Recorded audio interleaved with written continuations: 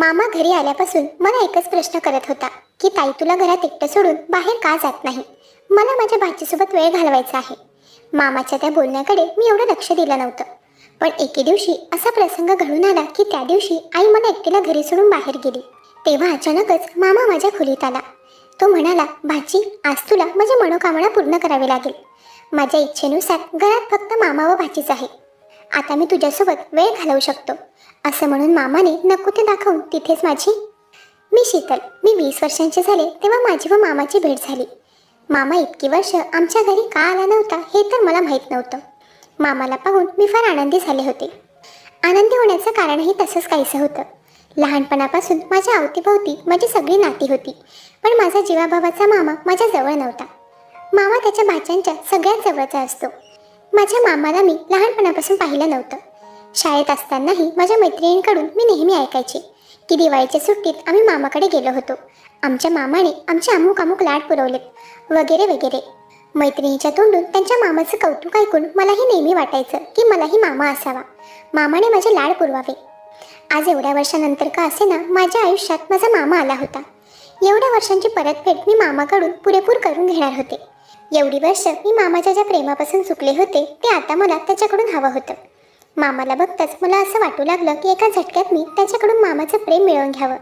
मी माझ्या मामाच्या प्रेमासाठी तरसत होते, तर दुसरीकडे माझा मामा माझ्यावर अशी नजर ठेवून होता याची मला काही कल्पना नव्हती.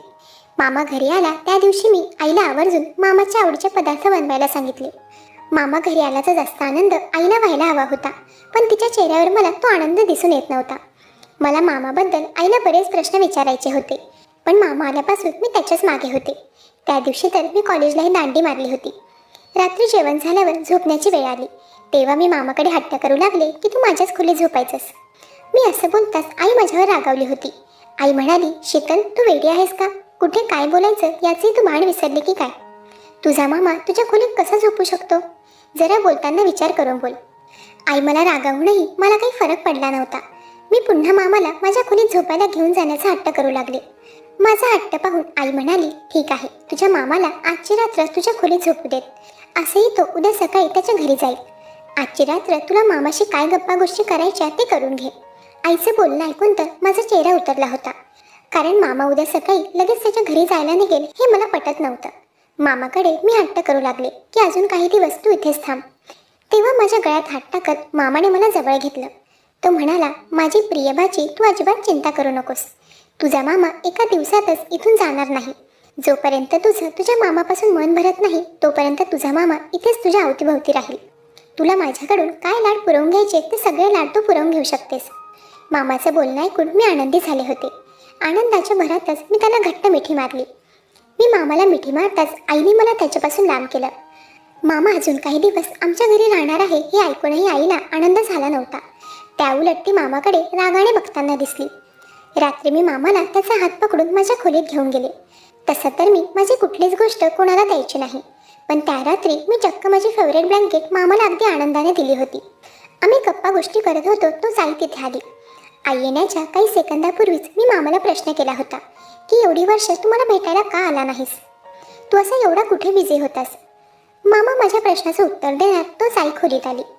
बहुतेक तिने दरवाजात उभा असतानाच मी मामाला केलेला प्रश्न ऐकला होता. मी मामाला केलेल्या प्रश्नाचं उत्तर आई देऊ लागली. ती म्हणाली, तुझा मामा स्वतःचा बिझनेस सेटल करण्यात व्यस्त होता. बिझनेस करणं तोंडाचा खेळ नाहीये. एवढी वर्ष स्वतःला कामात गुरफटून ठेवून माझ्या भावाने त्याचा एक चांगला बिझनेस सेट केला आहे.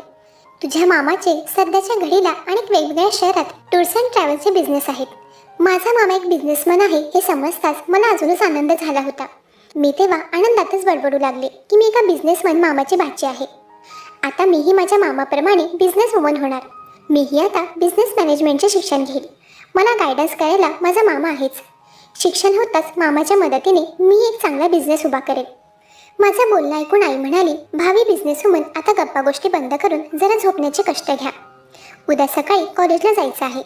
आज दांडी मारली म्हणून उद्याही मी तुला दांडी मारू देईल असं समजू नकोस. आईच्या बोलण्यावर होकार भरून आईला व मामाला गुड नाईट म्हणून मी झोपी गेले. दुसऱ्या दिवशी सकाळी माझा जरा लवकरच डोळा उघडला होता. झोपेतून उठताच मी पाहिलं आई माझ्याच खोलीत जमिनीवर अंथरूण टाकून झोपली होती. मला उठलेलं पाहून आईही लगेच उठली होती. तिचं अंथरूण आवरून ती लगेच माझ्या खोलीतून बाहेर गेली. त्यानंतर मीही माझं आवरायला घेतलं. मी तयार होऊन खोलीतून बाहेर गेले तोपर्यंत तर आईचा नाश्ता बनवून तयार होता. आईने मला डायनिंग टेबलवर नाश्ता आणून दिला. तेव्हा मी तिला प्रश्न केला की आई, काल रात्री तू माझ्या खोलीत असं जमिनीवर अंथरूण घालून का झोपली होतीस? तू माझ्या खोलीत झोपणार आहेस त्याबद्दल तू मला काही कल्पनाही का दिली नाहीस? त्यावर आई म्हणाली, माझ्या खोलीत मला झोप येत नव्हती म्हणून मी अर्ध्या रात्री तुझ्या खोलीत झोपायला आले.